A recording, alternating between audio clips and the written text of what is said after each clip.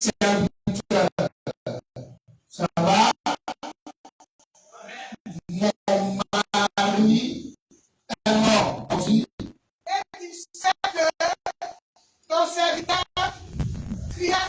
craignait l'Éternel.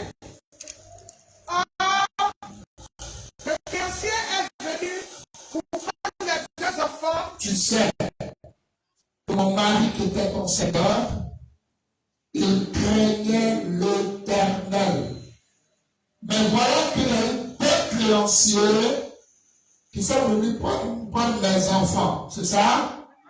C'est ça? Écoutons. Prendre mes 2 enfants et en faire ses esclaves. Alors, il vient prendre mes 2 enfants pour faire de mes enfants Ses esclaves. lui, ses esclaves. Pourquoi? Élisée lui dit, que puis-je faire pour toi? Alors, donc, son mari est mort et il a laissé une dette à sa femme. Mais son mari était un homme de Dieu. Et il n'a pas pu régler, il devait à quelqu'un. Et ce quelqu'un arrive, quel va-t-il faire? Il veut prendre quoi? Ses enfants. Les enfants du serviteur. Pourquoi? Faire ses esclaves. Pourquoi? Parce qu'il lui doit. Parce qu'il y a une dette impayée. Continue. Dis-moi. Maintenant, elle ne veut pas qu'on lui arrache ses enfants. Elle va trouver le prophète et elle explique au prophète. Le prophète va lui dire maintenant, qu'est-ce que tu veux donc que je fasse? Elle dit, c'était ton serviteur.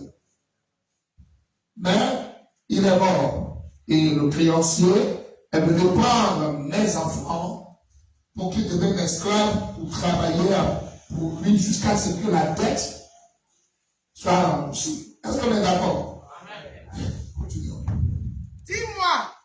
Qu'as-tu à la maison? Alors, le prophète lui dit, femme, qu'est-ce que tu as chez toi à la maison? Écoutez bien, attention, hein, vous vous trompez. Si vous pensez me voir venir, je vais vous figurer tout à l'heure. Allons-y. Elle répondit, ta servante n'a rien du tout à la maison. Elle dit qu'elle n'a rien du tout à la maison. D'accord? Donc dans sa tête, c'est l'argent. Est-ce qu'on est d'accord? Elle dit qu'elle n'a rien du tout. Mais quand elle regarde chez elle, qu'est-ce qu'elle voit? Qu'un vase d'huile. Elle a juste un vase d'huile. Peut-être moins un vase d'huile.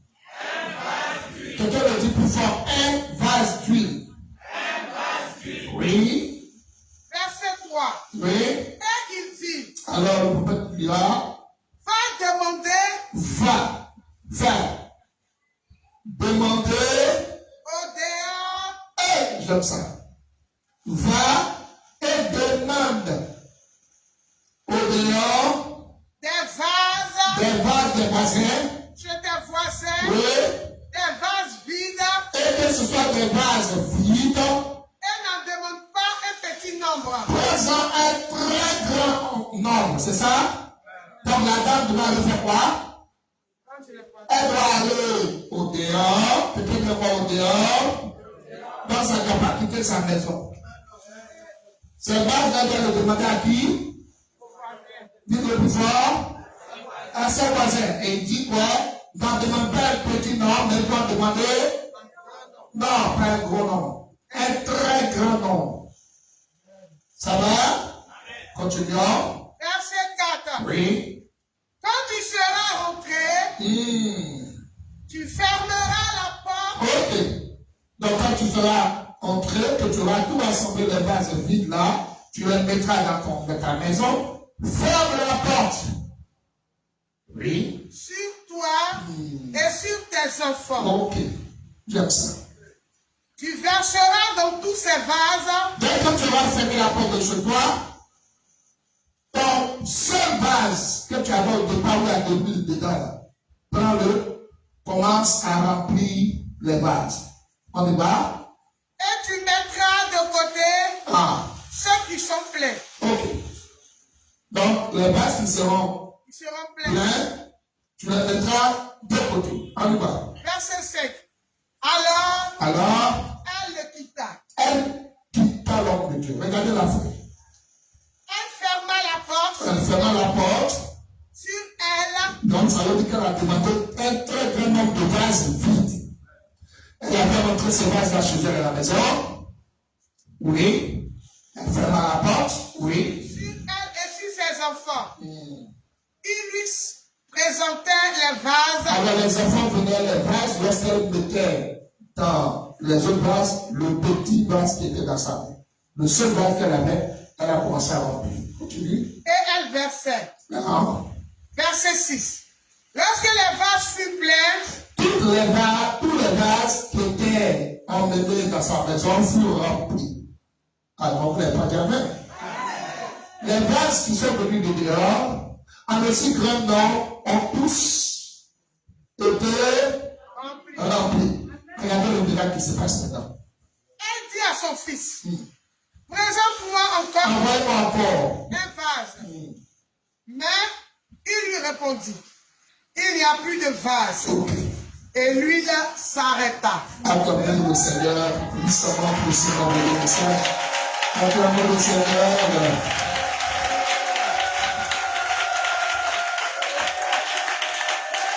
Acclamons Dieu. Rapidement, on va courir. Que Dieu vous bénisse.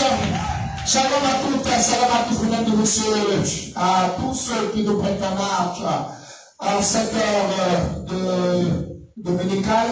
Vous êtes sur la chaîne de Béni et nous allons travailler aujourd'hui en introduction sur le message que vous avez assez partagé. Vous avez été plus de 80 personnes à distiller, à partager une simple annonce. C'est nombreux, c'est merveilleux. Acclamons Dieu pour tous nos amis qui nous font l'amitié de nous suivre surtout. Nous savons que vous êtes très nombreux et vous êtes des milliers, des centaines, et puis vous êtes très nombreux dans le monde entier à nous suivre. Je voudrais vous dire shalom à toutes et shalom à tous. Vous serez nos invités certainement demain sous le coup de 21h sur les mêmes fréquences pour nous émettons. Ceci pour suivre quelque chose de simple. J'ai aussi échangé avec vous, avec plusieurs d'entre vous, d'autres m'ont envoyé des messages, d'autres m'ont appelé. Je voudrais saluer ceux de l'intérieur du pays qui ont vraiment réagi, saluer ceux aussi d'Abidjan et faire un coucou spécial à un apôtre qui me révèle tous les matins. En tout cas, lui, tous les matins, depuis l'émission sur TV, il ne fait que nous saluer et nous bénir pour la grâce. Et il est béni, lui, sa femme, etc. Je tiens à ce qu'on acclame puissamment pour lui, pour notre apôtre. Il est apôtre, il est en train de faire un mouvement vers l'intérieur du pays. Et tu es là encore là, je voudrais donc te faire un petit mot de toi, ta femme, de tout tes ministres. Shalom donc à tous et à toutes. Je voudrais aussi faire un coucou spécial à Maman Jessie. Est-ce qu'on peut acclamer le Seigneur pour cette servante de Dieu? Du côté de Paris, shalom à tous et à toutes. Je voudrais ce matin donc vous donner un cocktail, justement, et faire une petite intro concernant le thème que vous avez choisi. Alors, ça m'oblige parce qu'il y a des préoccupations qui devront être satisfaites. Parfois, nous pouvons répondre aux questions les plus difficiles. Eh bien, nous en sommes conscients. C'est terriblement difficile, humainement, presque impossible à répondre à certaines de nos questions. Mais grâce au Saint-Esprit, elles sont simplifiées. Vous croyez certainement que sur cette page, vous serez nourris, parce qu'en réalité, ça va se savoir juste dans une poignée de secondes. Le temps pour nous est pour vous de vous dire en réalité que beaucoup parmi vous ont souhaité que nous reprenions le message sur la prière. J'ai dit je ne peux pas répondre parce qu'en fait ils ont dit que c'était vraiment caillou, très difficile, puisque nous avons démontré par A plus B que la prière a déjà été enseigné par l'Éternel lui-même, dans le sens où il avait déposé en Israël sa maison de prière. Rappelez-vous, le Seigneur qui chasse les gens dans le temple va dire, il est écrit, ma maison sera une maison de prière. Et donc, pour connaître les secrets de la prière, nous sommes allés directement dans la maison de prière. Et c'est à Israël qu'il a donné comment on le prie. Nous avons travaillé sur la maison de prière. On a constaté qu'il y a 3 parties de la maison de prière. Et on a vu pourquoi des prières ne sont pas exaucées jusqu'à aujourd'hui. Ce ne sont pas des prières. Et on a vu des prières que Dieu n'exaucera jamais. Nous sommes partis du fait que la maison de prière qui a été précédée par le Seigneur, quand on la visite, on voit qu'il y a des corps qui sont disposés dans la maison. Elle est d'abord divisée en 3 parties, le parvis, le lieu saint et le lieu très saint. Là, nous avons touché le langage de code. Dieu, dans la construction du parvis, il a exigé que l'on pose une grosse bassine et sur lesquelles, sur les deux, de 12 bœufs, il a fait de tailler 12 bœufs avec des laigrins. Et puis sur le dos des 12 bœufs, on dépose une grosse bassine qui commence dans le parvis, la maison de prière, doit d'abord aller laver ses pieds, laver ses mains, faire de l'ablution. Et puis ensuite venir à l'autel des reins aussi, pour aller sacrifier son animal. Je tenais à vous rappeler, vous qui êtes ici très nombreux, à nous entendre, c'est de ça que Dieu parle. Quand il a dit, je vais très mal, hein, tu n'entreras pas dans la maison de l'Éternel les mains vides. Il n'a jamais dit à quelqu'un de venir avec l'argent dans la maison de l'Éternel. C'est à cause de l'animal qu'il a sorti ça. Parce que la vie de l'homme est remplie de péchés. Quand on rentre dans la maison de Dieu, on y entre pas comme si on était sans péché. Et quand il a déclaré cela, il parlait bien entendu de l'animal de sacrifice. Tu dois venir avec ton animal de sacrifice. Et tu ne dois pas venir les mains vides. Aujourd'hui, c'est devenu autre chose. Alors donc, du parvis, on va étudier quel est le langage des 12 bœufs, la bassine, l'autel des reins. On a exigé que c'est là-bas que les prières arrivent d'abord. Et puis ensuite, les prières qui ne vont pas selon la volonté de Dieu sont recalées et restent dans le parvis. Celles qui ont réussi les convictions du code pénètrent dans le lieu saint où il y aura un chandelier. On a expliqué dans le voile. On a vu une table qui a 4 pieds. 12 paires de propositions qui sont déposées. Tout ça, c'est les secrets pour que ta prière soit exaucée. Quiconque croit qu'il peut prier comme il veut est un menteur. Je vais faire une précision. Nous avons démontré aucun être humain ne peut prier comme il veut. Dans la Bible, ça n'existe pas. On ne devait pas vous dire, prie Dieu, sans vous apprendre comment on prie Dieu. Regardez, si prier Dieu veut dire bavarder, les disciples alors se sont trompés. Un homme comme Pierre qui est perdu, peut pas que le Seigneur apprend-nous à prier. Comment vous pouvez dire à quelqu'un, persévère de la prière, alors qu'il ne savait pas prier? Il pense que fermer les yeux et puis parler, c'est ça la prière. Non. Et je vous exhorte à vraiment prendre cet enseignement. Vous allez voir pourquoi 70% de vos prières ne seront jamais exaucées. Dieu ne change pas. D'ailleurs, il a le même. Et quand tu dis pour me prier, couchez-vous. Si toi tu es debout, il ne peut pas t'appuyer. Alors, tant que tu n'es pas couché, Dieu ne recevra pas ta prière. Voilà comment Dieu a mis, comment on le prie. Et comment on le prie, il a disposé des symboles et on a interprété tous les symboles. Et on a maintenant montré pour la dernière sortie la prière que Dieu exauce uniquement sa parole. Un être humain ne peut pas envoyer Dieu. Dieu n'ira pas. Parce qu'il est Dieu et non ton serviteur. Il n'est pas à ton service. Donc tu dois comprendre ce qu'on appelle prier. Alors, Alors, si moi je n'en pas, l'autre n'en pas, l'autre n'en pas, l'autre n'en pas, mais va courir avant 10 heures. Il y a combien de milliards de personnes pour lui? Je vais même ajouter nos grands-mères et les païens.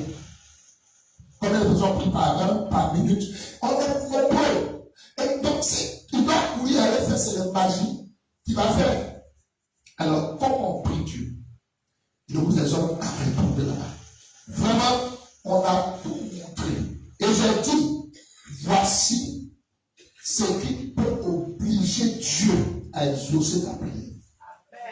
J'ai dit ce qui peut obliger.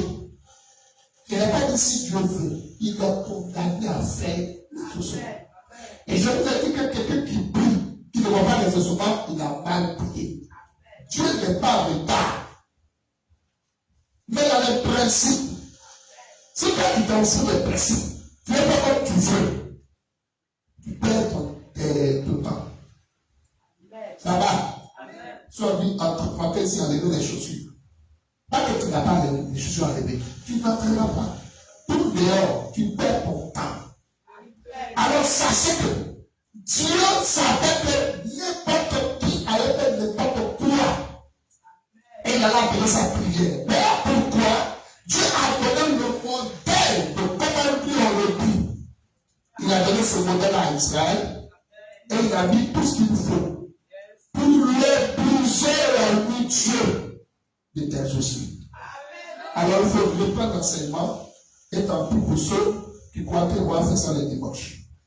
Aujourd'hui donc, je vais introduire en quelques secondes. Vous allez voir, je vais terminer d'ici 14h30, 15h. Ce sera donc merveilleux aujourd'hui. Alléluia. Bien. Alors, je vais donc broyer et aboyer comme un chien. Sans prier, bien sûr. Quelqu'un a jamais déjà entendu? Ok. Donc, je vais faire une intro. Ça va te faire du bien. Est-ce que les mamans sont là? Les femmes sont là. Acclamons le Seigneur, notre Père. Acclamez pour nos mamans et les femmes. Est-ce que vous étiez content de votre sortie du samedi? Alors attendez pour vous, attendez pour vous, attendez pour vous, attendez pour vous. Que Dieu vous bénisse, que Dieu vous bénisse. Alléluia. Que Dieu vous bénisse. Ah, j'aime beaucoup, hein? Non, maman. Alors, c'est pour nos mamans, parce qu'à partir de vous, je vais commencer à vous dire de bon plein blanc. Écoutez-moi. Partagez, partagez, partagez, le bureau va rougir. Amen. Vous savez que la femme a deux nourritures dans sa bouche. Voilà, il va commencer. La femme, bon, ça vous ne le savez pas. La femme a combien de nourriture dans sa bouche? Deux nourritures. Est-ce que c'est possible? La femme a deux nourritures dans sa bouche. Est-ce que c'est possible? Qui peut nous aider? On n'a pas assez de temps. Alors, c'est important que vous le sachiez. La femme a deux nourritures dans sa bouche. J'aimerais que tu poses la question à papa pasteur. Pourquoi? Pourquoi? Pourquoi? Pourquoi? Parce que dans la bouche d'une femme, il y a deux repas.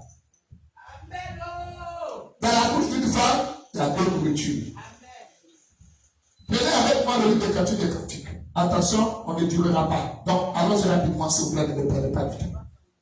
Dans Cantique des Cantiques, chapitre 4, verset, je crois, 19, sauf erreur, oui. Dans 4, 11. Voilà, on va écouter, on va voir les deux nourritures qui se trouvent dans la bouche de la femme. Cantique des Cantiques, chapitre 4, verset Oui. 11. Oui. Tes lèvres distillent le miel. Ma fiancée. Oui. Il y a sous ta langue. Il y a quoi? Sous ta langue. Quoi? Du miel. Ok. Et du lait. Ok. Ah voilà. Ah voilà. Donc dans la même bouche, il y a combien de repas? 2 repas. Ah, qui a dit amen avec moi? Voilà. Il y a dans ta bouche 2 repas. Il y a quoi et quoi? Le miel. Il y a le lait et le miel. Acclamons le Seigneur, cette femme-là. Comment il peut avoir le miel et le lait? en même temps. Oui, dans la Bible, la femme a 2 repas dans la bouche. Attention, je ne suis pas avec toi, ma soeur, qui a 2 petits sœurs. C'est pas de quoi il s'agit. Non. Quand nous disons la femme a 2 repas, tu dois comprendre. D'abord, c'est pas comme ça dans Matthieu chapitre 4, verset 11. C'est qu'il se nous dit qu'il y a quoi? Le lait et le miel. Dans la même bouche, on trouve le lait. Dans la même bouche, on trouve le miel. Donc, j'adore ça. Si tu as donné ça à un papa pasteur, tu dis, papa, prends un an. Le jour que tu trouves, il faut m'appeler. Tu l'oublieras parce qu'il ne t'oubliera pas. Même moi, je ne t'oublierai pas. Pourquoi? Parce qu'il a que le Saint-Esprit seul, qui soit capable de nous dévoiler, quelle est cette femme qui a 2 repas dans la bouche. Mesdames et messieurs, sous votre acclamation, on va recevoir les prédicateurs de notre communauté. Nous allons recevoir aussi les apôtres qui sont ici. Nous saluons la présence de nos apôtres. Nous saluons la puissance de l'Esprit. Et nous recevons l'Esprit de l'unité. Celui qui est venu nous apporter le miel et le lait de ce matin. Soit de nous. Nous recevons l'Esprit de vérité, l'Esprit de vie et l'Esprit de Christ. Alléluia, gloire à Dieu. Pour la gloire de l'Éternel, pour la gloire de l'Éternel, pour la gloire de l'Éternel. Alléluia, restons rapidement. Mesdames et messieurs, je voudrais vous rappeler une chose, c'est qu'on nous parle d'une dame qui a dans la bouche. Ah, voilà, j'aime ça. Donc, dans la bouche de cette femme, il y a du lait et il y a du miel. Ok. Est-ce que je peux vous laisser accrocher le feu? Alors, remarquez, nous allons donc trouver cette bouche-là. Cette bouche de laquelle on peut avoir le lait et le miel, cette bouche-là s'appelle Aaron. Je vais commencer maintenant à manger. Hein? Qui a vu ça? Qui a vu ça? Qui a vu ça? Aaron sera ta bouche. Ah. Non, tu n'es pas chrétien, donc tu ne peux pas comprendre. Alors la bouche, c'est un homme. Dieu appelle Moïse, et Moïse dit, je ne sais pas parler. Dieu dit, ok, je peux bien venir, ton grand frère s'appelle Aaron. Aaron sera ta bouche, et Aaron parlera pour toi. Vous comprenez que Aaron, c'est toute une bouche. Dans la bouche, c'est tout un homme, et dans cet homme-là se trouve le lait et le miel. Je vais que tu m'écoutes très bien. Donc, la bouche, c'est toute une personne. Et c'est dans cette personne-là que se trouve le lait et le miel. Je t'informe que Aaron, qui était souverain sacrificateur, c'est le représentant du Seigneur. Donc, on comprend que le Aaron, souverain sacrificateur, c'est nul autre que la personne de notre Seigneur, que le souverain sacrificateur. Est-ce qu'on peut entendre le souverain sacrificateur? Voilà. Quand vous applaudissez, je n'aime pas les gens d'acclamer, j'adore pour acclamer mon Dieu. Voilà. Donc c'est dans la bouche d'Aaron que se trouve le lait et le miel. J'adore ça. Vous voyez? Le lait et le miel représentent les choses faciles et les choses difficiles. Il a dit quoi? Le lait et le miel, c'est quoi? Ça représente les choses faciles et les choses difficiles. Dis amen avec moi. Alors, puisque nous sommes en train de parler, je vais te donner un conseil. Ne soignez pas des chauves-souris.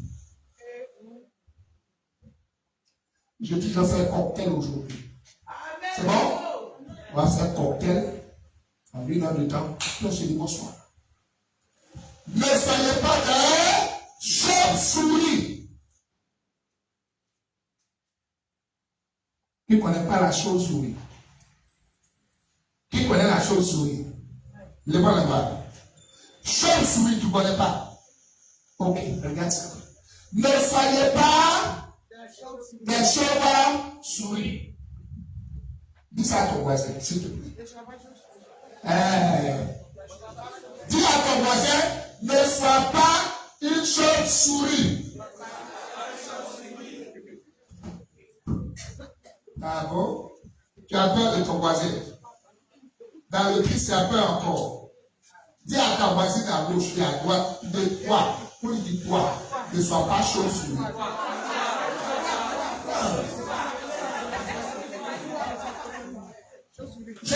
vais vous saluer aujourd'hui. Pourquoi? Parce que dimanche prochain, je sors au sommet. Donc préparez-vous parce que vous n'allez rien voir. Donc vous allez tout comprendre. Dimanche prochain, je sors au sommet. Puis je descends pour venir sur la montagne. Faites attention, vous allez voir le visage du Seigneur dimanche prochain. Frères et sœurs, écoutez-moi attentivement. Ne soyez pas des... Quand je parlais de la dame qui avait une bouche, je vous ai bien expliqué une chose. J'ai dit que dans la bouche de cette femme, il y avait deux repas. C'est-à-dire qu'il y a le lait et le miel. Mais le lait, c'est le repas des enfants. Et le miel, c'est le repas des hommes. Donc nous comprenons que dans cette bouche, il y a la nourriture pour les bébés spirituels. Il y a la nourriture pour les enfants, mais il y a aussi le repas des hommes faits. Or ici, qui est bébé encore? Alors il faut bien t'asseoir, parce que ce que tu vas entendre, tu n'as jamais entendu. Connaître le rocher fendu. C'est bon? Ah non. On t'a toujours parlé de rocher frappé ou le rocher parlé. Ce matin, moi, je vais te présenter le rocher fendu. Pourquoi? Parce que c'est lui qui le test que vous avez choisi, sans le savoir. Votre thème que vous avez choisi s'appelle la multiplication de l'huile. Aujourd'hui, je vais vous présenter de la Bible un rocher fendu qui donne l'huile.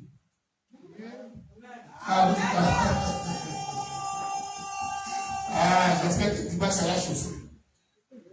On vous a toujours parlé d'un rocher, Moïse s'arrêta, il frappa le rocher. Moïse parla, le rocher donna de l'eau. Ok, papa passait, ce n'est pas tout. Au lieu je dois te montrer un rocher fendu. Et dans ce rocher fendu, l'huile sort.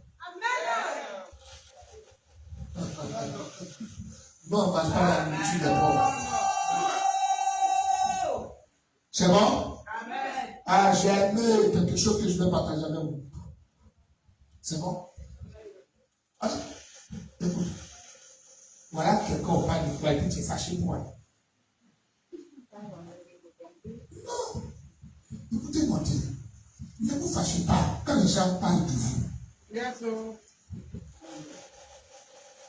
Si les gens parlent de vous bien, en mal, ne vous énervez pas. Amen. Je vais te donner un modèle. Amen. Tu connais le porc.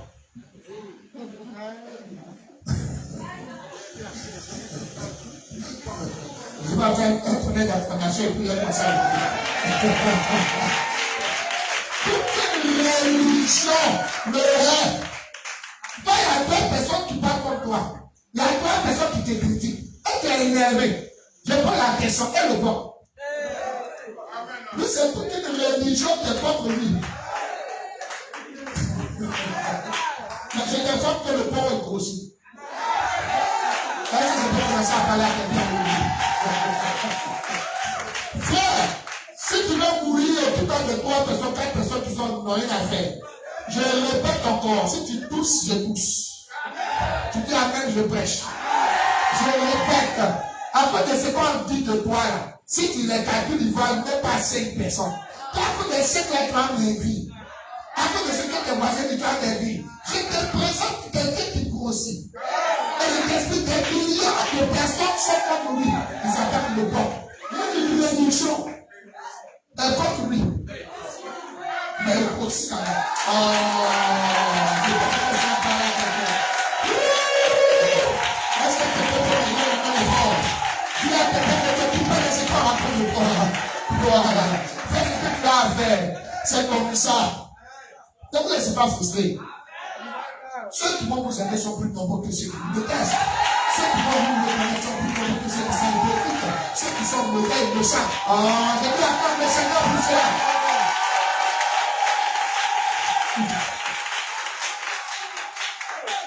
Après les deux petits aiguilles là. Hein? C'est vrai. C'est vrai. Est-ce que le porc Un quoi le porc qui va maigrir. Et puis c'est quand je parle là. Là, un exemple pour le porc. Hein? Pour toi, c'est petit. Ils ont toute une religion qui est contre eux. Mais là, le porc, il mange propre, il grossit propre. Ma soeur, arrête de t'occuper de ça que tu racontes. Est-ce que la porte peut acclamer fort? Ça, c'est le conseil que je donne à deux hommes. Je vais aussi donner un conseil à deux hommes. Amen, amen. Attention, ne sont pas chauds sous l'hygiène. Alléluia. C'est un cocktail. Avant de commencer le repas, on va commencer à faire un cocktail. C'est dans le mois prochain, c'est cocktail de prêcher. Et dans le cocktail, on boit un peu de cocktail. Et puis le repas, ça glisse. C'est bon? Voilà. Alors donc, pour les femmes, ne vous occupez pas. D'accord? Tu vas te battre. Tout ce que tu vas dire, moi j'appelle le connaître. Tu vas tout leur donner. Mais le jour tu dis, il n'y en a pas, tu es morte. Même ceux pour qui tu as préparé, tu vas devenir quelqu'un. Si quelqu'un a encore ta peine, si quelqu'un encore te reconnaît, même pour les droits, tu ne peux pas. Je ne peux pas dire ça. Si tu veux t'occuper des 4 personnes, 5 personnes qui vivent de l'aide, tu sais que je dis à quelqu'un, le porc, il n'a plus de milliers de personnes. Mais ça n'empêche pas de dormir. Oh là là! Oh là là! Ça n'empêche pas de blesser. À cause d'un petit problème que tu fais dire, à cause de ton souci à tu fais dire, je te dis que le porc a plus que ça. Mais c'est pas mal possible. Viens maintenant le porc. Pour les hommes, qu'est-ce que je peux vous dire? Oui aussi, c'est normal qu'on vous donne un conseil pour les hommes. Vous êtes des bons garçons. Ça ne te concentre pas sur la beauté pour te marier. Est-ce que je peux vous conseiller? Qu'est-ce que j'ai dit? Comme tu as dit. Tu as dit contre quoi? Quand tu vois un peu au-dessus de ta femme. Je dis quoi? Messieurs, si vous vous basez sur la beauté d'une femme pour la marier, alors écoutez ce que vous allez faire. Vous allez marier un joli problème.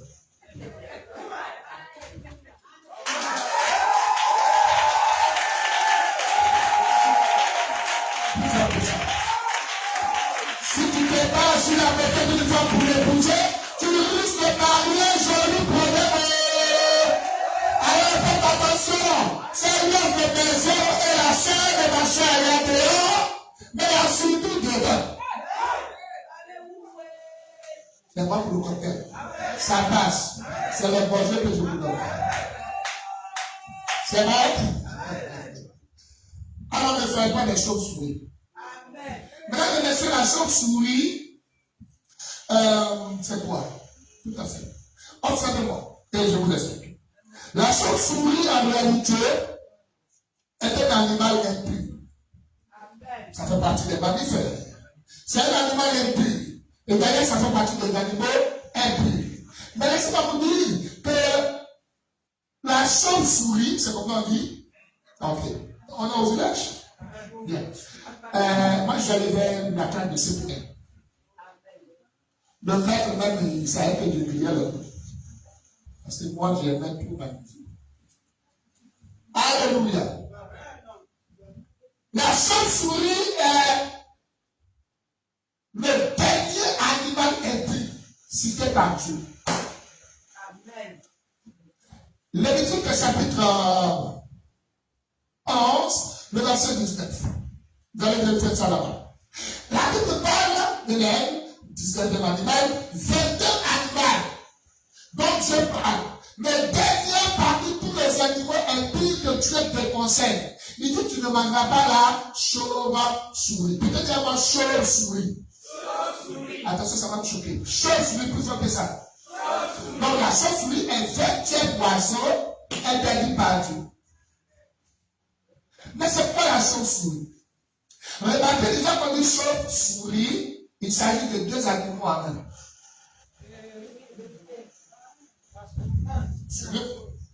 Là, je vous présente la chauve-souris. On est dans le cocktail. Chauve-souris, c'est d'abord une souris. Mais c'est aussi un ballon. Je suis en train de te parler de deux dimensions. Alors la chauve-souris va en haut, mais la chauve-souris va chercher à terre. Donc vous voyez que la souris c'est pour la terre, les choses c'est pour là-haut. Alors ne fais pas chauve-souris, écoute-moi. Parce que la marche, c'est ça la doctrine. La doctrine, c'est ça la marche. Mais l'oiseau, c'est la révélation. Or, c'est quoi la chauve-souris? Je vais vous révéler ça. Vous voulez ça dans la Bible? Vous voulez ça dans la Bible? Lévitique 24. Voici la chauve-souris. Ça est dans la Bible. Lévitique chapitre 24. Rapidement, s'il vous plaît. Laissez-moi prendre le verset 5. Non. C'est Lévitique combien? Pardon? 24, non? D'accord. On va lire le verset. Je vais vérifier avec moi le verset 5 à 7 fois. Non, ça c'est le deuxième.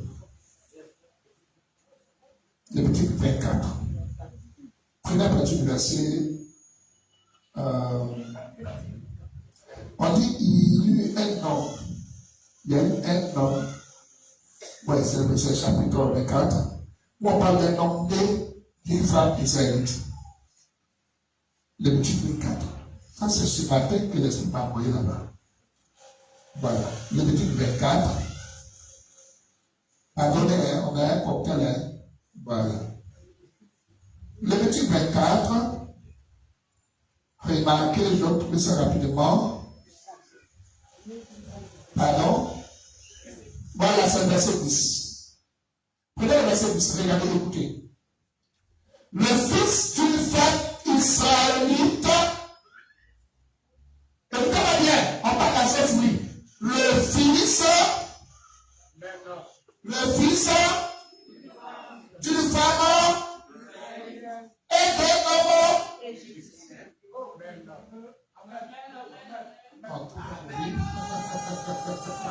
Regardez, il était venu au milieu des enfants d'Israël.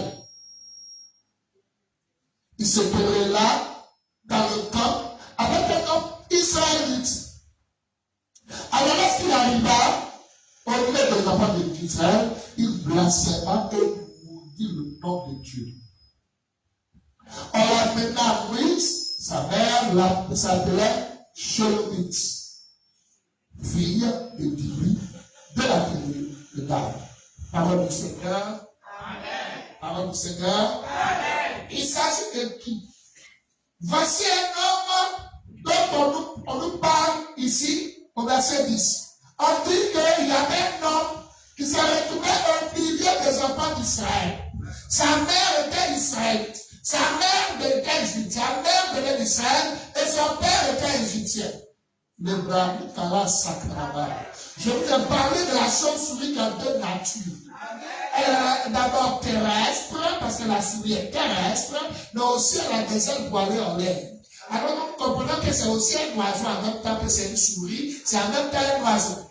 Et donc nous comprenons que voilà la chauve-souris qui est devant vous. On dit sa maman est israélite et son papa il est égyptien. Et là il s'est retrouvé où ça?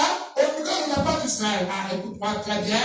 C'est quoi la chauve-souris? Les chauves-souris sont les personnes qui se retrouvent au milieu des enfants de Dieu, mais qui ont une double nature. La chauve-souris déclare je suis chrétien, mais elle se comporte comme un païen. Oh, elle dit que je suis chrétien, je suis enfant de Dieu, mais quand tu vas dans sa vie privée, c'est à vomir. Donc, vous voyez qu'il est en même temps enfant de Dieu, en même temps enfant du diable. Diable qui ne soit pas chauve-souris. La chauve-souris a une double nature. Elle est en même temps terrestre, en même temps. Attends, je vais descendre de niveau. La chauve-souris est en même temps charnelle, terrestre. D'accord? Elle est attachée au sol de la terre, en même temps elle est attachée au sol du ciel. Maintenant, elle se retrouve où ça? Elle va pas réussir, c'est à l'église, elle est. Au milieu des enfants de Dieu. Et là, elle n'a pas une nature fixe. Quelque chose, oui, quand tu me suis à la télévision, je suis pas à la maison. Quand tu me suis dans ton portable, écoute-moi bien. Quand on parle des chrétiens, toi aussi tu dis que tu es chrétien. Quand on parle des enfants de Dieu, toi aussi tu dis moi aussi je suis chrétien. Mais quand on regarde ton caractère, quand on regarde ton comportement, tu es diaboliquement, sataniquement païen. Quelqu'un qui voit la chauve-souris. Une chauve-souris a le refuse de laisser le comportement de la terre pour adopter celui du ciel.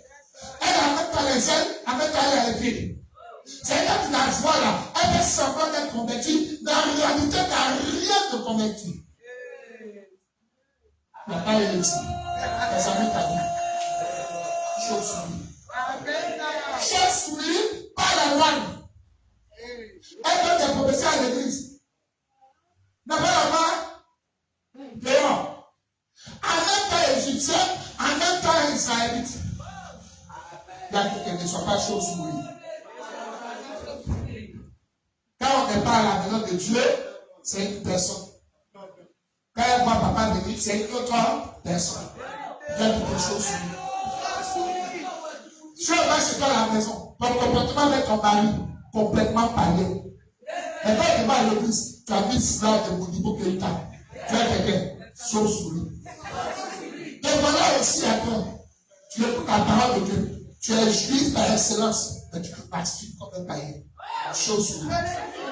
Et voilà, enfant de Dieu, d'abord toi-même tu es chrétien, mais voilà tes gars. Tu as quelqu'un, chose sur lui.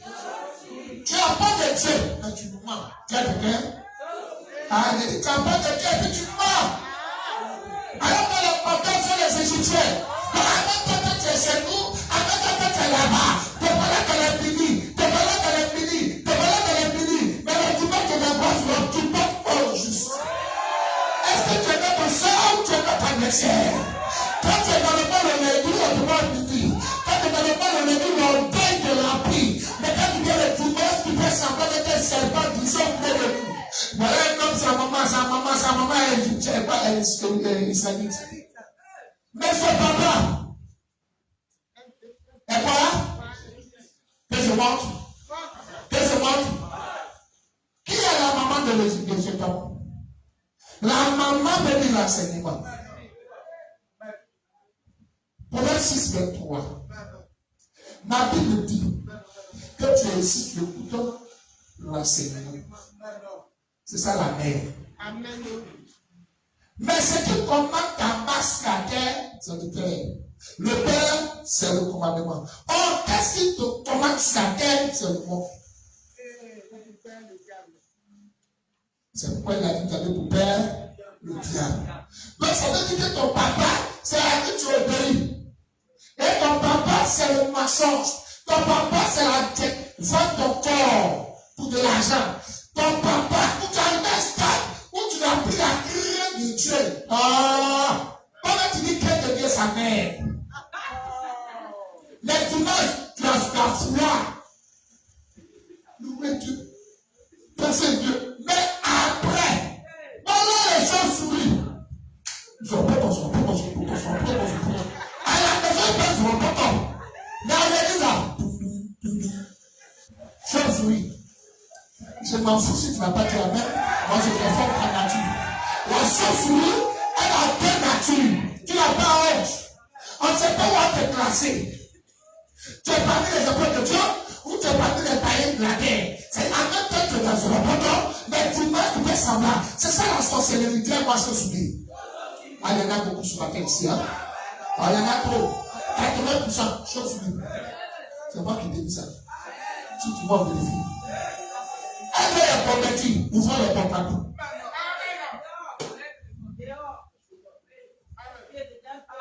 C'est ça la chauve-souris. Elle a même pas en haut, en même temps elle est à terre. Il y a quelqu'un qui ne soit pas une chauve-souris. Dis ça encore plus fort. Comment tu te prétends enfant de Dieu, mais tu te comportes? Parce que la mère, c'est l'enfant de Dieu. La mère, c'est l'enseignement. Tu entends bien l'enseignement. Tu entends ce que Dieu veut. Mais quand tu te retrouves seul, qui ordonne tes pas? C'est le monde. C'est le Père. Donc la chauve-souris, c'est quelqu'un qui a une double nature. C'est quelqu'un qui vient au milieu de nous comme un enfant de Dieu. Mais elle ne change pas. Tu la vois, son caractère est toujours clair. Son comportement est toujours dans le parole. Une païenne, mais qui peut semblant d'être une forme de Dieu. Chauve-souris. Quand tu rentreras chez toi, que Dieu coupe tes ailes.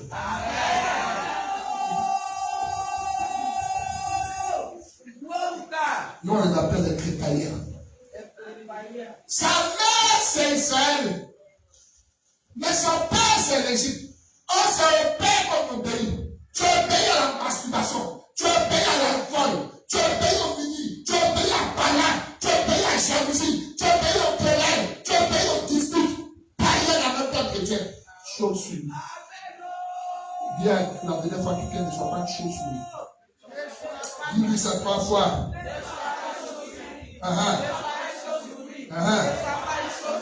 Voilà. Tu es obligé de apprendre de Dieu.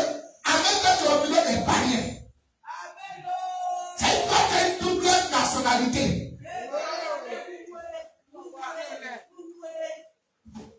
Je ne te demande pas de m'aider. Quand tu me vois là, je suis là-bas.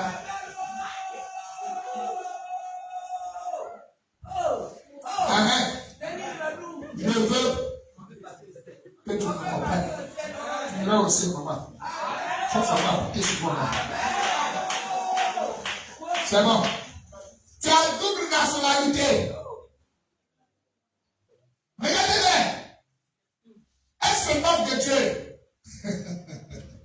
Mais ce qu'elle ne sait pas, c'est qu'il est là à la télé. Pourquoi tu fais semblant de danser comme une chrétienne alors que tu ne l'es pas? Pourquoi tu fais semblant? Tu es en train de que tu sais que ton caractère, ton comportement, c'est mauvais. Tu ne parles. Tu ne pardonnes pas. Tu n'ouvres pas ton cœur. Tu y arrives ton frère. Et tu prétends de Dieu que tu ne vois pas. Jusqu'à quand vas-tu continuer à être chose? Définis-nous ta nature. Définis-nous ton appartenance. Dis-nous d'où tu es. Le fait de s'asseoir ici ne fait pas de toi chrétien.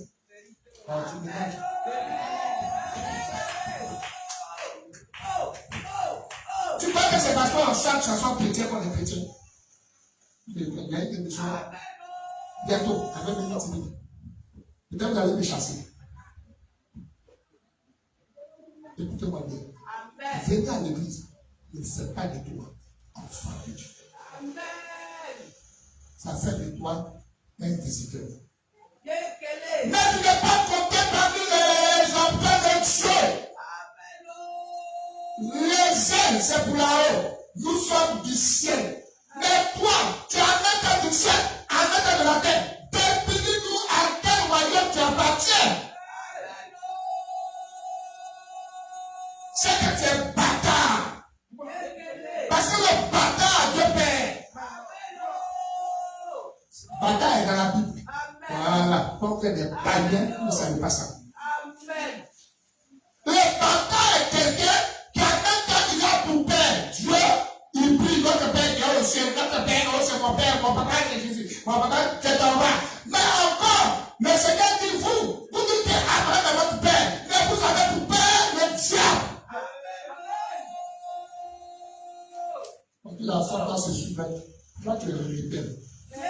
Chose suivie. Mais quand tu vas à l'église, non, oui, Shalom. Tu penses que c'est un disant Shalom là que tu as appelé, tu es de l'autre. Tu regardes le chocolate. Tu viens écouter les enseignements. Tu dois recevoir comme toi tu veux. Voilà une chrétienne. Comment tu abandonnes ta maison? Comment tu viens à la maison quand toi tu veux? Quelle est l'image que ton père t'a avoir de toi? Tu adores les voisins, les maisons. Mais c'est toi-même là, tu ne viens jamais. On va demander au Seigneur ici avant de Dieu, je suis chrétien, monsieur. Ça explique ma nous devenir tous. Alléluia. On est derrière ton père. C'est bon? C'est bon? Le cocktail, c'est pour vous réveiller sur des petits points. Et puis le dimanche ici, on flotte le message. C'est bon? Acclamons le Seigneur, c'est ça intéressant.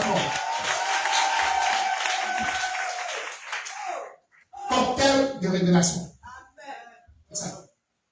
Je vais à présent corriger un apôtre qui a été, je n'ai pas la prétention, par la grâce de Dieu, qui a échangé avec moi et qui m'a invité. Et je lui ai dit, qu'est-ce que tu prêches chez toi?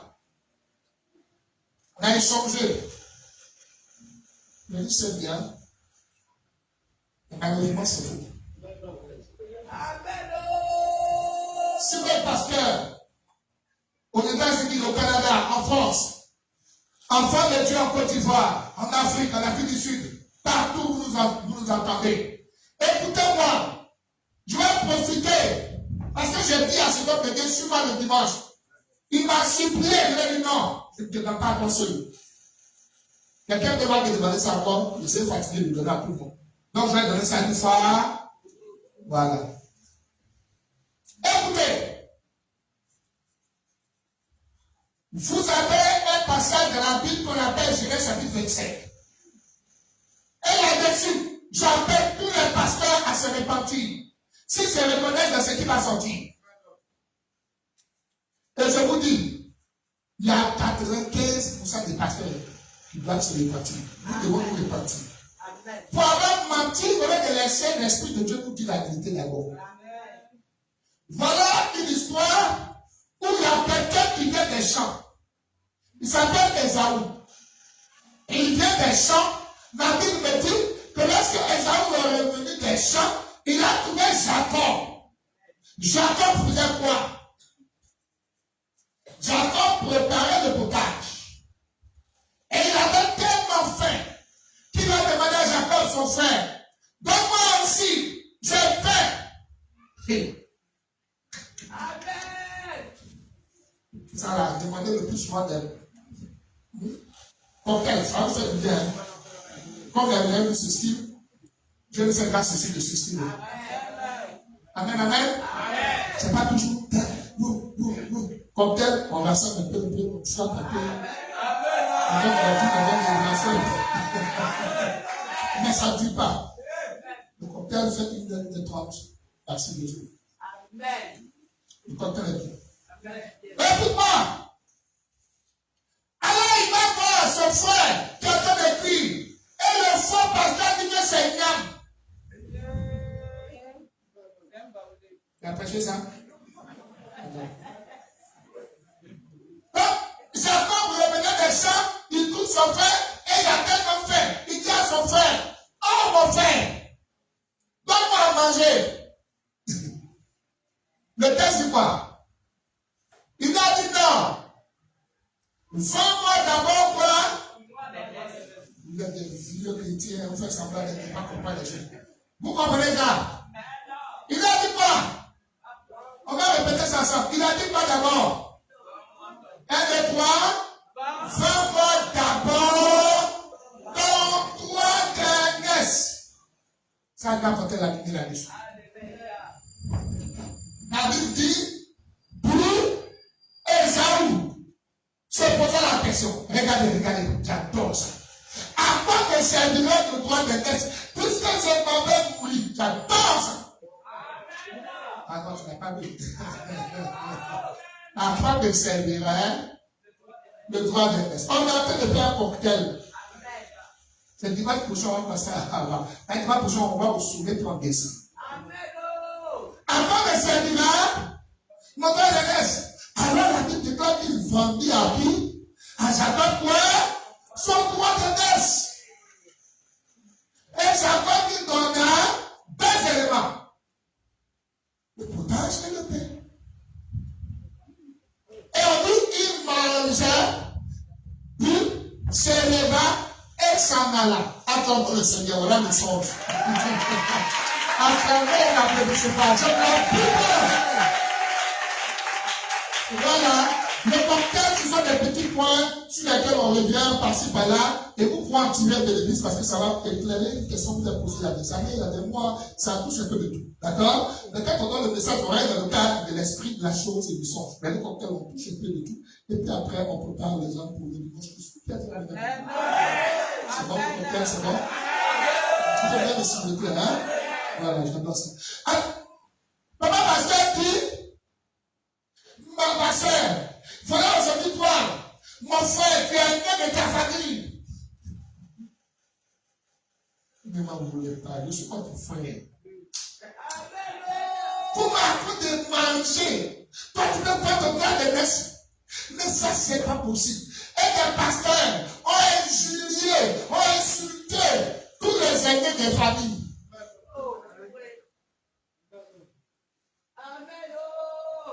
Toi qui as vendu ton droit de messe, ce n'est pas normal. Comment après de manger, voilà des gens, c'est pas ton petit frère te commande, c'est pas ton petit frère te commande. Yacoub. Il dit que vous il faut que ça soit Yacoub.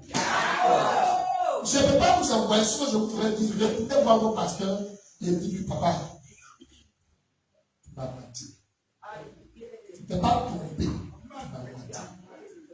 Tu dis, comment est-ce que ce chose est bleu? Comme ici, l'année de ma famille, et c'est à cause de l'argent, ma petite soeur de commande. Et pour justifier pourquoi ma petite soeur de commande, parce qu'elle a l'argent, c'est elle qui a pris la place de droit et de messe. Tu as vu ça? Et c'est comme ça le pasteur prêche. Ah bon? Papa pasteur, tu peux me donner le verset? Si elle n'a pas, alors écoute ce que l'Esprit de Dieu va te dire. Il n'est pas toi. Dieu merci que ça, tu n'es jamais touché. Il dit Saint-Esprit. C'est toi qui vas me dire ça. Toi, tu allais inciter les gens. Tu dis aux gens, avec de l'argent, tu as perdu ta position dans la famille. Est-ce que c'est ce que le verset dit? Voilà, c'est toi qui as pensé ça. C'est pas ce que la Bible a dit. Mais les gens ne sont pas venus ici pour entendre ce que toi tu penses. Ils sont venus ici pour entendre ce que leur Dieu dit et leur Dieu pense. Alors, comme tu n'avais pas la pensée de Dieu, alors que tu as donné ta pensée, tu as menti. C'est pas moi qui ai dit. Que tout homme soit reconnu pour. Ok, à travers le Seigneur, je vous connais ça. Allez, équipe de gens, regardez ça. Qu'est-ce que ce passage, en fait, cache? C'est bon? C'est bon, on peut continuer? C'est un mouvement prophétique. Vous remarquez. Esaü est venu de la forêt. Donc il a quitté les champs. Oh, j'adore ça. Oui! Les champs, c'est un lieu de travail. Papa Pasteur, tu as sauté tout ça. Quand tu as dit droit de messe, tu as pensé que c'est ceux qui sont assis devant toi. Mesdames et messieurs, ce passage ne vous concerne en rien. Si un pasteur vous dit que à cause de l'argent, ta petite soeur te donne, ton petit père, il marche à cause de l'argent qui te souvient, tu n'as même pas honte, tu vas te lever et souper. Là, on m'a dit, papa, il y a un verset. Vous savez que tu dis. Oui, mais voilà, il a apporté son droit de messe. Non. Je vais t'informer que ce passage ne vous concerne pas. Amen. Amen. Parce qu'il a lumière. Le champ, c'est le lieu de travail. Amen. La forêt représente le monde. Amen. Oh, j'ai mon oncle qui allait couper un gopher dans la forêt. Amen. Est-ce que vous connaissez mon oncle là? Vous savez comment? Noé même. Je dois toucher Noé. Je vais vous prêcher les nez, la langue et les cheveux de Noé. Laquelle main avec laquelle Noé a coupé les arbres de la forêt. Et je vais vous donner le nom de cette forêt. L'arbre gopher, c'est quoi? Pourquoi moi je vais mourir, il n'y a pas de sang? C'est bon? Amen. Alors regardez. Là, le sang car duquel il revient, c'est le bon. Mais tu vois qu'il venait d'achever de travailler les bravations. C'est-à-dire que le Ésaü qui est quitté au champ, c'est le Seigneur. Je parle. Je vais te dire que Dieu a haï le Seigneur avant sa naissance. Dieu a haï qui? Ésaü. Et c'est un qui? Ah, tu n'as rien compris. Ça veut dire pas entendre ça. On est d'accord cocktail. C'est marrant. Quand il y a plusieurs questions comme ça, il fait un cocktail pour satisfaire tout le monde. Amen. Le champ, c'est le lieu où il a travaillé. Le Ésaü, poilu. Je vais te parler de c'est quoi le lieu. C'est un manteau. Mais le Ésaü qui a peur, qui est sorti des champs, c'est la personne du Seigneur. Quand il est arrivé, il a demandé quoi? À manger à son frère. Mettez ça dans votre vie, c'est son frère. C'est pas Nina Cloplo. C'est pas Marguerite, c'est pas toi. C'est lui son frère. C'est son frère qui va lui dire, va-moi d'abord. Quoi? Ton droit? Ok. Alors, tu n'es pas à avoir la bombe? Tu veux recevoir la bombe? Amen. Le Seigneur te donne bon à tout.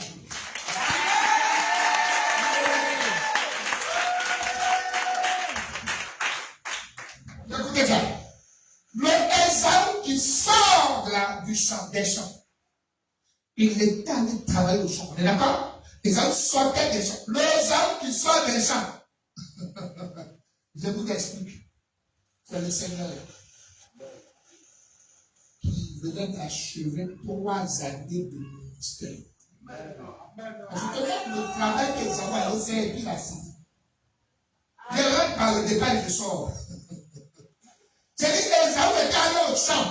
Mais Ésaü qui allait au champ, il allait travailler au champ. Et c'est à la fin de son travail qu'il va venir chez son frère. Oh, tu m'énerves. Donc les hommes qui allaient travailler, c'est la personne du Seigneur. Le champ, c'est lui qui a opéré, c'est lui qui a travaillé, il a pris les délivrants, ça fait les délivrants. Ésaü est fini, il a quitté, il a fini. Oh! Les bras là-bas. Il a fini de travailler dans les champs.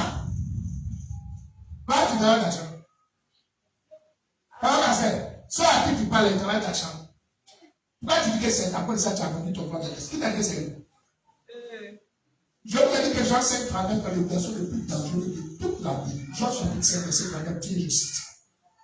Toutes les Écritures rendent témoignage de quoi? Amen. C'est tout pour vous.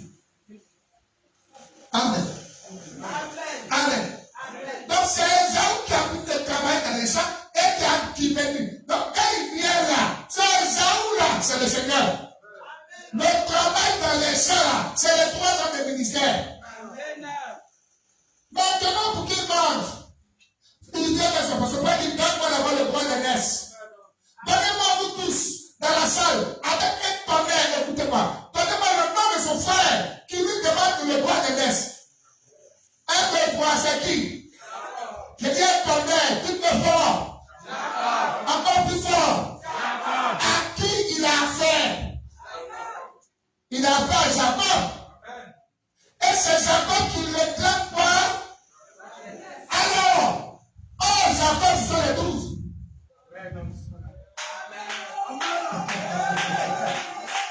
Jacob, c'est Israël. C'est Israël là qui est devenu Jacob. Donc Jacob, c'est Israël. Israël va devenir première nation. Droit de l'Est veut dire premier. Et si quand je dis Israël a eu premier. Oh my God, je vais répondre. Droit de l'Est, c'est être premier.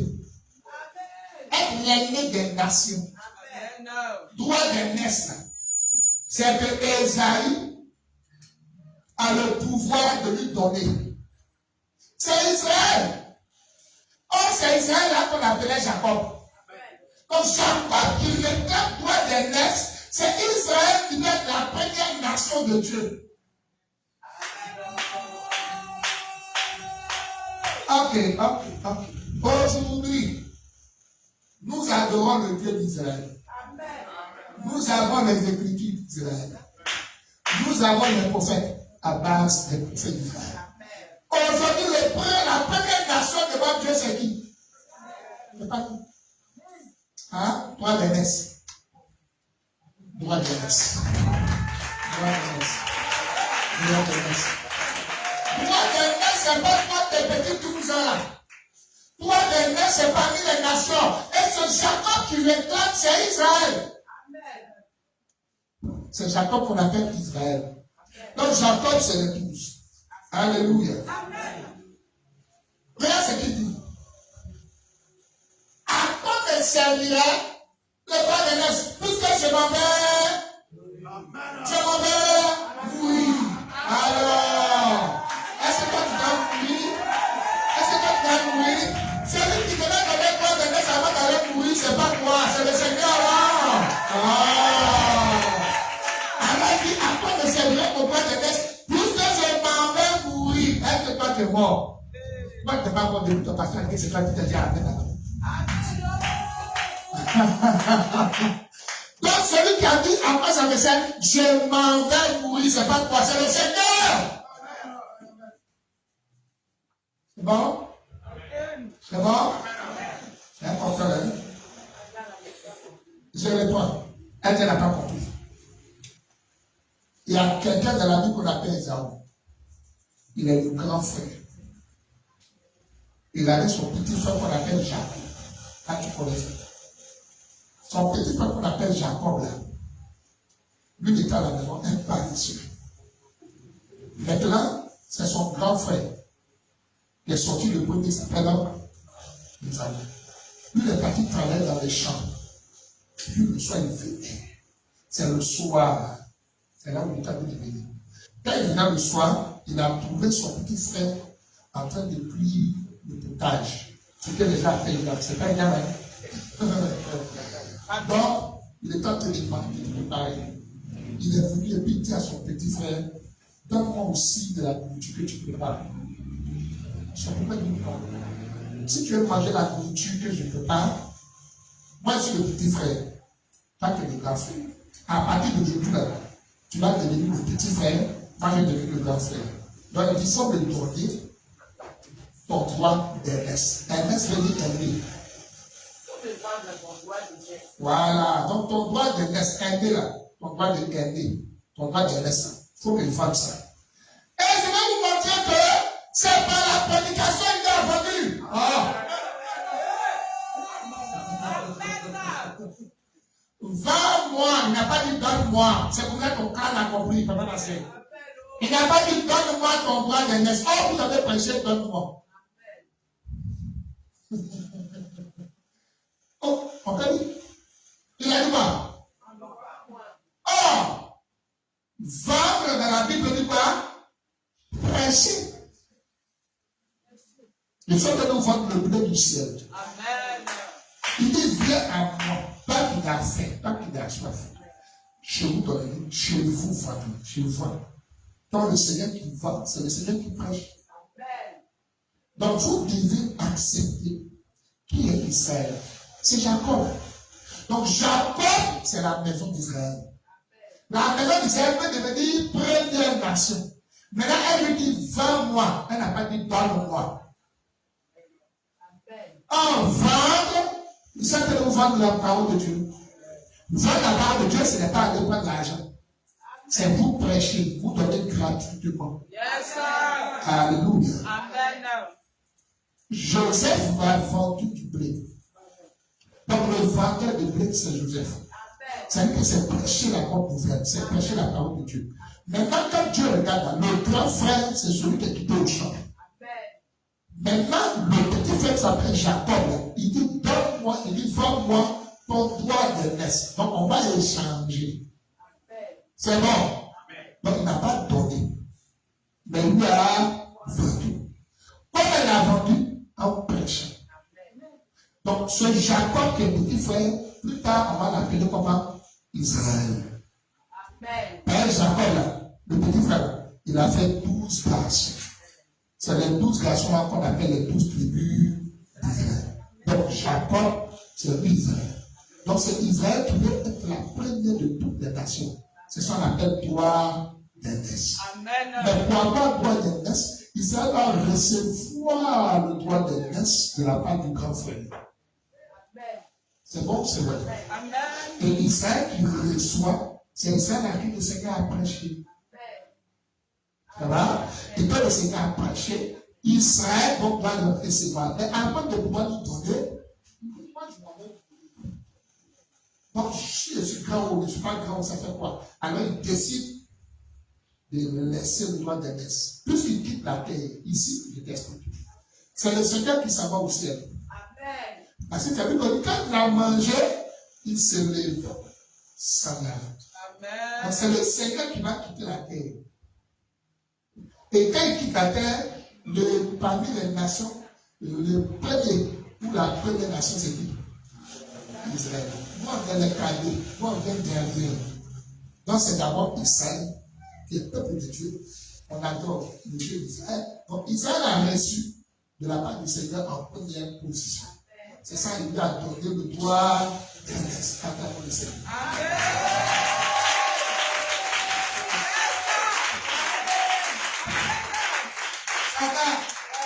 On ne va pas perdre toujours, c'est bon? Je fais un cocktail. Mon père, chaque Israël et sa cavalerie. Cocktail, dis-moi cocktail. Ah, ce n'est pas seulement Élie qui a dit ça, Élisée qui a dit, hein? Élisée a dit quoi? Quand Élie montait. Mon père, chaque Israël et sa cavalerie. Mais ce n'est pas la seule personne qui a dit ça. Devant le roi va dire ça aussi à Élisée. Mon père, char d'Israël. 1, 2, 3. Mon père, char d'Israël. Donnez-moi juste quelques minutes et je finis. Mon père, char d'Israël. 1, 2, 3. Mon père, char d'Israël. Ok. Alors, il y a des gens qui appellent des hommes de Dieu. Oh, ne m'en voulez pas. Je suis votre frère. Je ne suis pas contre vous. Hein? Son Seigneur 2. Ou bien son Seigneur 2. Alors, il met comme ça sa photo, et on met char d'Israël. Ça dit que la notion vers les chars d'Israël. Voyez-vous, nous disons que vous blasphémez. C'est pourquoi nous disons toujours, un pasteur ne prêche pas ce qui est respecté. Un pasteur prêche la Bible. Il ne faut pas que vous racontez ta vie. Ici, on cherche à nous le ciel. On n'est pas venu pour se distraire. Dans le plus grand éternel de moi. Regarde combien de fois tu as blasphémé. Cher pasteur. Quand tu dis mon père, char d'Israël, et ça va. On a un cocktail, hein? Est-ce que tu sais un peu que tu es en train de blasphémer quand tu dis que c'est. C'est pourquoi quand quelqu'un vient à toi et dit que mon père, char d'Israël, oh, c'est qu'est-ce qui t'a dit ne vient pas de Dieu. Cet esprit qui t'a dit non ne vient pas de Dieu. Dis amen pas. Mais qu'est-ce que cela veut dire? Mon père, char d'Israël. Hey. Si le cocktail n'est pas bon pour dire qu'on appelle les finalement remplacés, hein? C'est bien glacé, hein? On dit mon père, char d'Israël. Regardez d'abord pour comprendre que vous savez ce qu'on appelle ça dans la Bible. Alors toi, tu penses que c'est ce que dans ton crâne là qui est la vérité. Non. Nous allons voir ce qu'on appelle le char. D'abord, qu'est-ce que c'est que le char? Pour dire d'Israël. Attention, faites attention. Il a virgulé, parce qu'il y en a qui se rappellent de ce que j'avais dit. Donc, attention, je montre ici. Dans le livre des Psaumes, on va définir le char. Char, là, tu vas voir c'est quoi. Psaume 104, rapidement.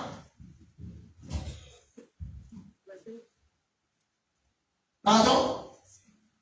Verset 3. On va dire voir ça, c'est quoi dans la Bible?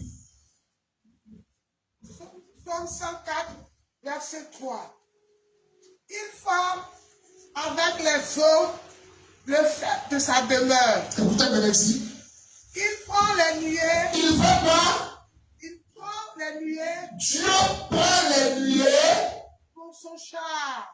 Amen. Yes, sir. Quelqu'un a entendu quelque chose ici? Amen. Donc les chars, c'est quoi?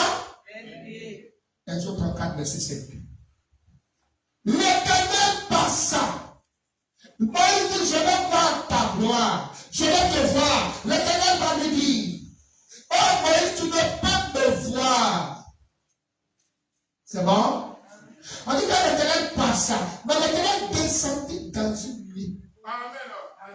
Je sais que l'Éternel dit que la nuit, selon Psaume 104, verset 3, relis avant, la partie là seulement. Il fait que nuées son char.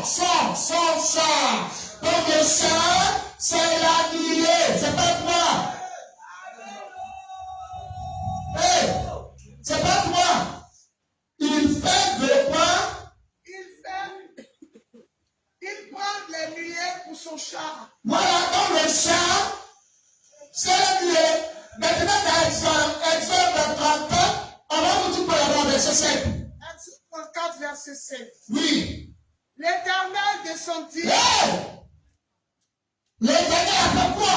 Descendit Alors, il descendit où ça? dans une nuée. Donc il est descendu où? Selon le passage, il était comme descendu dans un char. Donc l'Éternel est descendu ça? Maintenant ici à lui, l'Éternel est descendu dans une heure. Alors que Psaume 104, verset 3 dit que la nuée, la nuée c'est quoi? C'est le char de l'Éternel. Donc la nuée, c'est le char de l'Éternel. Et on dit que l'Éternel est descendu. Avec moi. Où ça? Lève la tête. Lève la tête. Je vais casser ta tête. L'Éternel fait quoi? Suis-moi. L'Éternel a fait quoi? L'Éternel descendit. Où ça? Donc il est descendu dans son char. C'est vrai? Maintenant regardez. J'étais un jour avec mon grand frère. Il s'appelait Jean-Baptiste. On a vu arriver à nous quelqu'un. Quand la personne est venue, la personne est rentrée dans l'eau. La personne s'est arrêtée. Et l'Éternel est descendu. Donc, dans une nuée, c'est ça le Père est en moi. Donc le Père est en moi. Donc la nuée, c'est le corps du Seigneur dans lequel l'Éternel est descendu. Alors donc mon Père. Ça ne parlait pas de toi, papa pasteur. C'est Dieu lui-même. Char d'Israël, c'est le corps du Fils. La cavalerie, ce sont les enseignements.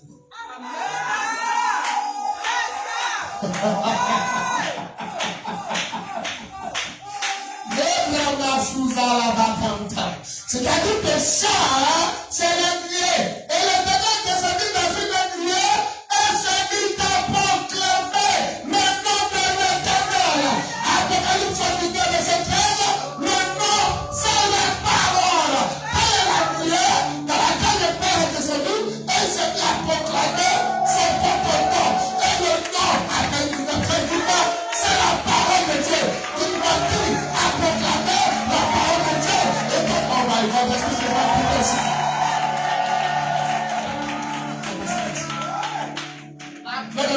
Silence. Silence, silence. Laissez-moi faire mon culture. Ok? Amen. Ça va? Amen. L'Éternel a fait quoi? Est descendu dans une nuée. Maman a fait lui. L'Éternel descend dans une nuée. Et l'Éternel proclama le nom de l'Éternel. Donc l'Éternel, pour proclamer le nom de l'Éternel, il est descendu. Donc l'Éternel était où? On vient des enfants. C'est quelle étude a suivi? Je n'ai pas. Ça fait du temps de bien d'apprendre. Exode 34, verset 5. L'Éternel descendit dans une nuée, se tint là auprès de lui et proclama le nom de l'Éternel. Merci. Donc l'Éternel est descendu où? Répondons à la question. L'Éternel est descendu où? Et quand l'Éternel est dans la nuée là, il a fait quoi? L'Éternel a proclamé le nom de l'Éternel. C'est ça que j'explique. L'Éternel est descendu dans une nuée, je dis c'est au baptême. C'est là-bas l'esprit est descendu sur la nuée. Je t'explique que la nuée c'est le corps dans lequel le Père va rentrer. L'Éternel est descendu dans une nuée. Et dans la nuée, il proclama. C'est pas le ministère du Seigneur. Il proclama. Non, il ne proclama pas l'Éternel. Il proclama le nom de l'Éternel. Donc quand il est dans la nuée, il proclame le nom de l'Éternel. On cherche le nom, c'est quoi? On va dans Apocalypse 19, verset 13. Là-bas, on dit, son nom, c'est la parole de Dieu. Donc quand Dieu descend dans un corps, c'est ça qu'on appelle descendu de la nuée. C'est la nuée là qu'on appelle chair. Et quand il est dedans, il proclame lui-même son propre nom. Son nom, c'est la parole de Dieu. Montrez-moi maintenant la nuée, le char dans lequel l'Éternel est descendu pour proclamer sa propre parole. C'est pas dans le corps du Fils. C'est pas dans le corps du Fils. Donc le char de l'Éternel s'appelle Yeshua Messie. Ça va mieux. Donc le char qui est descendu en Israël et qui a proclamé le nom de l'Éternel sur char-là. Voilà, je l'ai dit, c'est pas. Chacun a pris photo. Donne ça à mon Dieu, s'il te plaît. Et on n'a pas ça d'Israël. Et puis il a dit. Voilà, il y a place de ma tête. Quand tu vas cuire au feu, comme pour le Brésil, et puis il y a la voix ça que comment tu peux prendre une photo? Tu n'as pas ça d'Israël et ça que donc, nous comprenons que quand on dit mon père, c'est l'Éternel, sache. Parce que le mot Élie, c'est le père. Élie a pour fils Élise. Et Élie, c'est le père. Regardez, je vous ramène à la croix de l'homme. Car nous étions avec arrivé là-bas, il dit Élie là-bas, ça va être calme. Et le jour il appelle son père. Donc Élie, c'est pas toi. Élie, c'est le père. Et on dit que le père, c'est l'Éternel. Et l'Éternel descendit dans une nuée. Le père est en moi. Quand il est rentré en moi, eh bien, dans le Jourdain. Et dans le Jourdain, là, la nuée c'était là, et il est descendu. Quand il est descendu, l'Éternel était là, il proclama le nom de l'Éternel. Quelqu'un dit amen avec moi? Donc cette nuée, le char là, c'est ça qui a proclamé. Je vous demande, quel est le char? Le char, c'est qui? Dites-le. Le char, c'est la personne du Dieu, ça c'est le corps dans lequel l'Éternel est descendu pour proclamer. Oh my God. Sa cavalerie, c'est pas les bâtons. Oh my God. Oh là là, on a beaucoup de choses à faire avec cet esprit.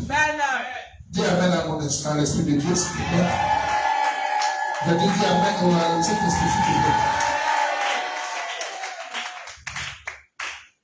Alors, comment il proclame? Il proclame en expliquant la loi de Dieu. Voilà mon père, c'est pas toi. Voilà un petit fou. Quand tu as porté veste, pourquoi tu crois pour Dieu? Le choix de l'Éternel, c'est pas toi. Donc tu peux mettre ta photo dans un picture. Avoir un premier. Être aux États-Unis. Et mon père fait comme on a Charles, mon père Charles, il a mis de la mer. Il a peur. C'est ça, Cameroun. Donc, Cameroun, c'est quoi? C'est un enseignement spirituel. C'est pas vrai, ça peut mal. Alors, je reviens dans la fin, parce que c'est très intéressant. Quand on a des trucs comme ça, on ne peut pas laisser des malheureusement, c'est vraiment intéressant. Est-ce que ça va? Mon père Charles d'Israël, et ça? Donc, la cavalerie, c'est quoi? C'est quoi? Voilà. Alors, nous allons terminer avec le thème en 2 petites minutes, 2 minutes, 5 minutes. Regardez ça. Vous devez apprendre à manger le. Vous savez, qui mange shawarma dans ce salon? Shawarma. Vous laissez pas, moi je suis venu avec les pères, je sors dans la voiture là. Il y a 2 personnes qui viennent qui mangent du shawarma. 3 personnes. 4 personnes. Tu vois, alors, il ne fait pas, moi c'est du flatter. Hein? Shawarma. Tu manges aussi? Tu es dedans? Ah, mange là. Il y a pas là-bas. Tu manges shawarma. Alors, bon appétit à vous qui mangez le shawarma des gens. C'est un de tout parce que c'est pas vous qui avez fait vos shawarma pour vous-même. Mais vous êtes tenté d'avouer beaucoup de choses. Écoutez-nous de la petite. Maman ne me dit pas mal. Je suis ton frère. Parce que je t'aime beaucoup. Donc, vous allez avouer comme ça que les garçons, vous allez blaguer. Parce que quand tu manges shawarma, c'est pas de payer. Quand tu te déplaces, tu as un cas. Donc, quand tu fais ta mère, j'ai vu déjà. Tu ne peux pas changer. Mais ce soir, je vais vous demander de manger le shawarma de Dieu. Amen.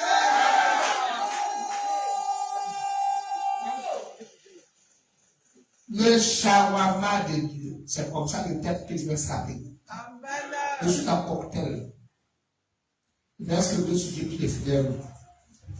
Le shawarma. 1, 2, 3. Le shawarma de Dieu. Tu sais que vous venez quoi? As-tu déjà mangé le pain à l'encens? C'est shawarma. Donc, parce que c'est vous qui faites ça. Ça a mis tomate. Le diable a mis feuille dedans. Vous savez qu'on met un shawarma, c'est une jus.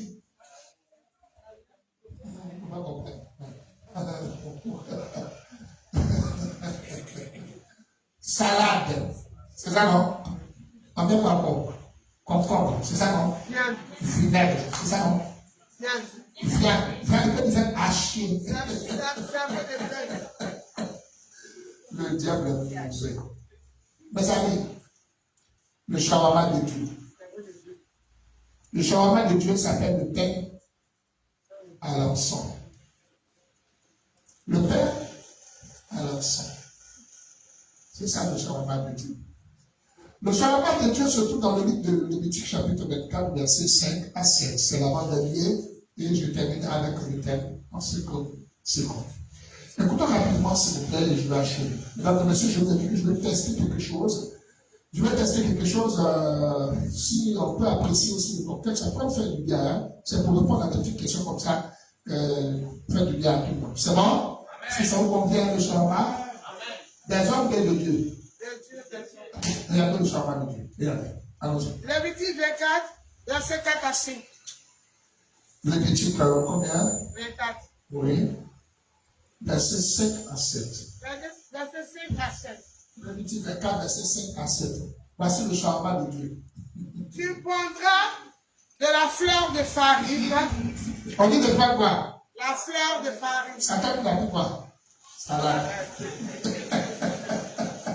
Vous m'avez dit tout ce que vous faites là. Dieu n'a pas couteau. Dieu a la lumière dedans. Fleur de farine, lui n'a pris quoi?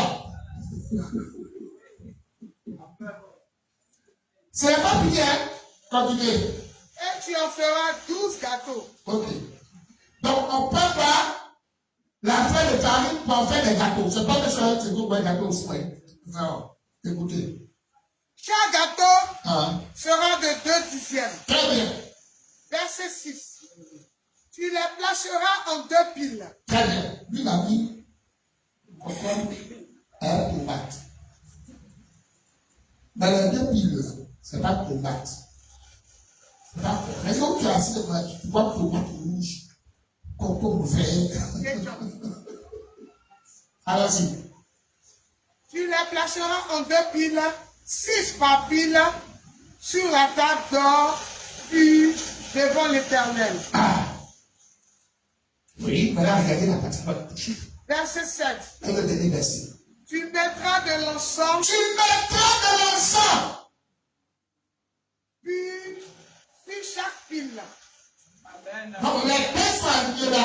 Dieu dit maintenant de mettre l'encens là-dessus. Il a dû manger le pain entier. Si tu n'as jamais mangé, tu vas mourir. Il ne va pas au ciel. Regarde. Et il sera sur le pain comme souvenir, comme une offrande consumée par le feu devant l'Éternel. Amen. Devant quoi? L'Éternel. Frère, une église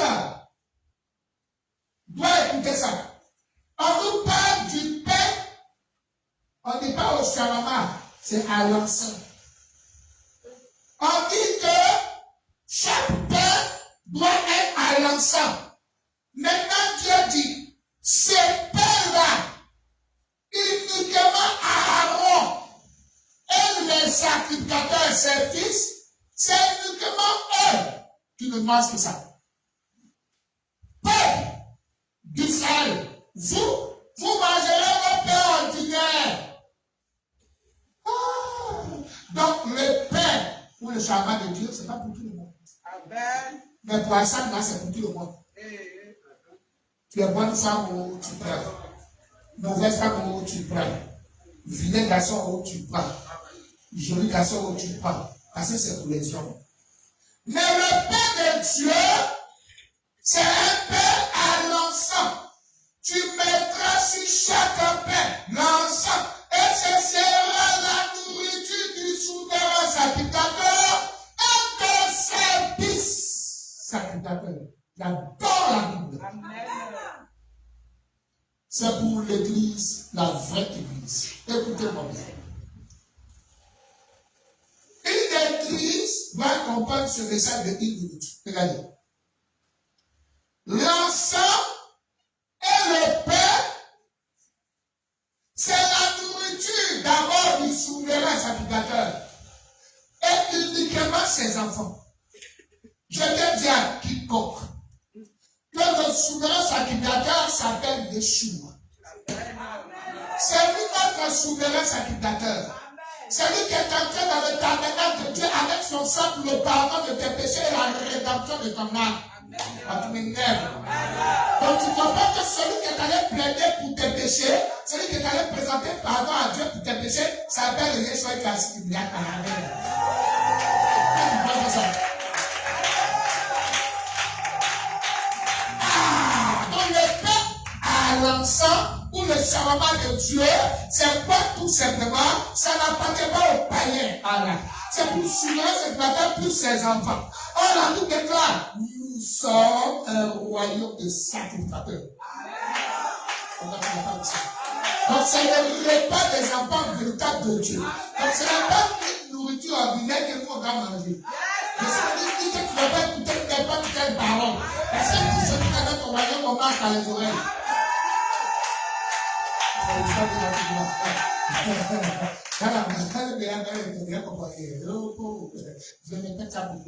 Je dis, le changement de Dieu est composé de certains éléments.